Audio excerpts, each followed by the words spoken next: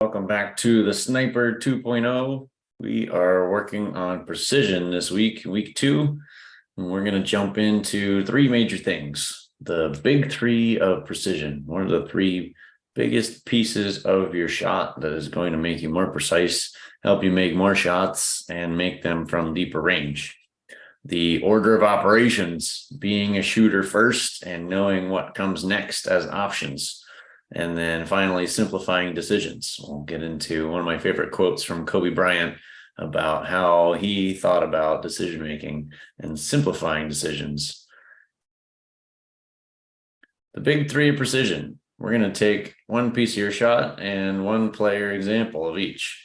I like Steph Curry for his chin start position, not to mention all of his records he set making shots. If you watch him closely, one of the best things he does is start the ball always at the same spot and right under his chin, where I've found to be the best spot for just about everybody that shoots a basketball. No matter what he does with a dribble, coming off a catch, coming off a handoff, he gets it to his chin before he starts his shot, and seems to work pretty well. Number 2 is elbow to eyebrow. I like Duncan Robinson. If you don't know this, he's a Newcastle native from New Hampshire. It's where he grew up. And I got to meet him in the gym before he went on to his college and NBA career. And it's one of the best pure shooters. And something he does really well is get the ball really high, get his arm really high at the release point, so his elbow is up to his eyebrow. So if we have a start point and we have an end point for our arm, what else do we need? We need a really good touch, how it comes off our fingertips. We're going to show you on video what that looks like, what we call the 2-finger fall through or railroad tracks. And the best analogy I found for that ball rolling off with 2 fingers at the same time and lining it up with the center of your forearm makes that the best way to stack these 3 pieces into what we call a sniper, a long barreled weapon that can shoot really far with accuracy, as opposed to a pistol, right? A short range weapon, a 2-finger fall through that went sideways, or any other way it came off our hand could send it in all directions. If we had our elbow to eyebrow, but we didn't start at our chin, that could go off in all directions. So really, it's the combination of these 3 pieces stacking up that enables us to work on our precision at a really, really high level. The big 3, we're going to see example what we looked at last week from the side of our activated form shooting, starting the ball at our chin, and then finishing our elbow to eyebrow, getting it all the way up high. So the elbow is even with your eyebrow at the top of your follow through. One of the best things you can do to give your ball more arc and make it really precise and measurable. Where most coaches have cliches, they would say more arc, or they'd say cookies or something. We want to get elbow to eyebrow. And then finally, the 2-finger follow through. We want to get the ball to roll up off of 2 fingers as the final touch point to give it that straight trajectory every time. Could come off our thumb and index finger, could come off our pinky and ring finger. If we can get middle and index finger consistent every time, we can get that ball in line with our arm and again, stack up all those pieces to be a sniper. Order of operations, we're going to work on 2 aspects of this. One is catching like a shooter always first, and then 2, being able to drive with an indicator from your passer. So assuming defense situation in a game, all the defense is going to be shifted toward the ball.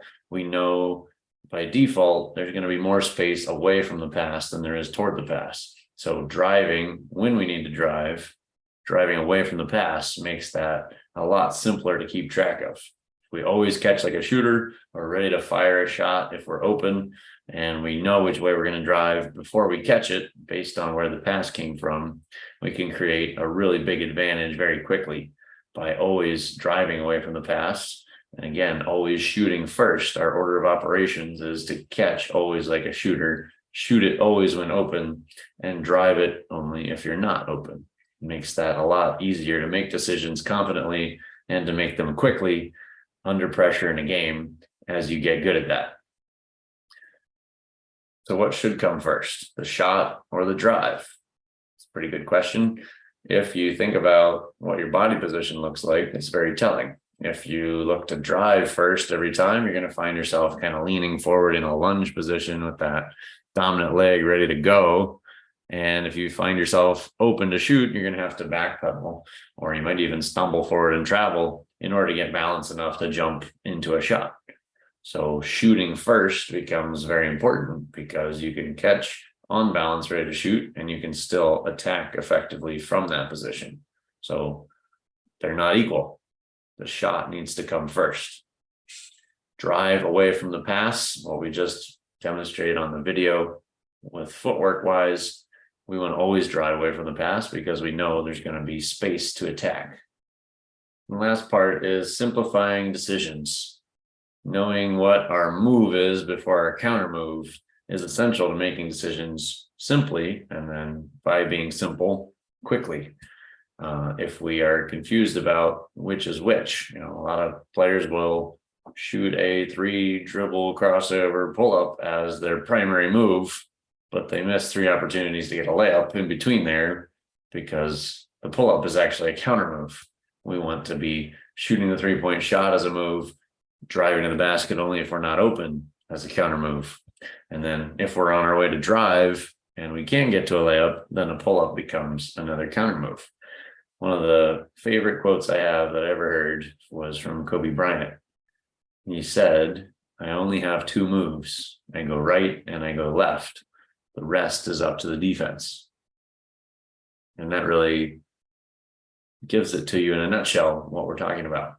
If we only have a right and a left-hand drive option and taking what the defense gives us and then developing the next decision out of that makes it very simple. And bringing that back to the point of your catch, if you shoot when you're open and drive when you're not, you are simplifying your decision by definition. You are taking the move before the counter move, and you're also taking what the defense gives you. You'll hear the kind of cliche statement, people talk about the game slowing down for a player or taking the game as it comes. And that's really what we're after here, is taking every open shot, driving every time you're not open, and taking a pull-up only if someone took away the layup first, right? So you're going to get open threes, you're going to get pretty open layups, or you're going to get a pull-up only when you have to.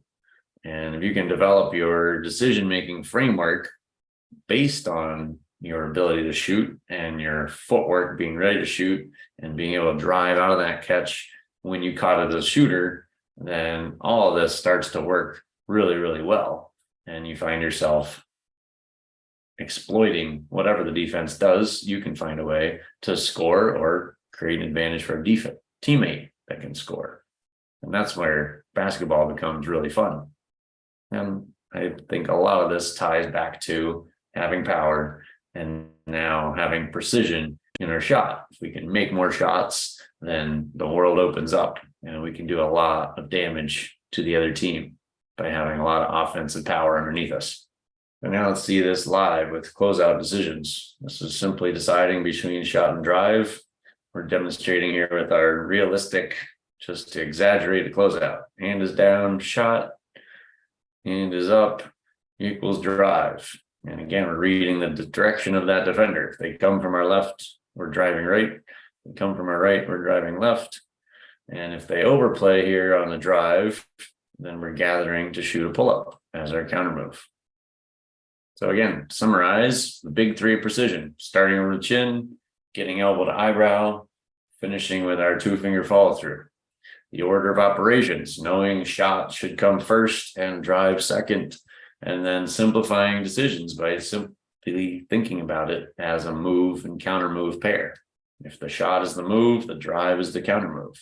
If the drive is the move, then the pull-up is the next counter move.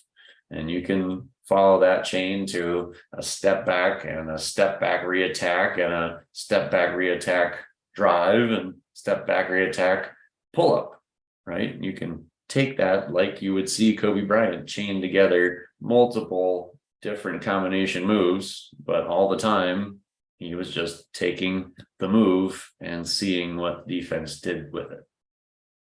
That's it for week 2. I'll see you on the court.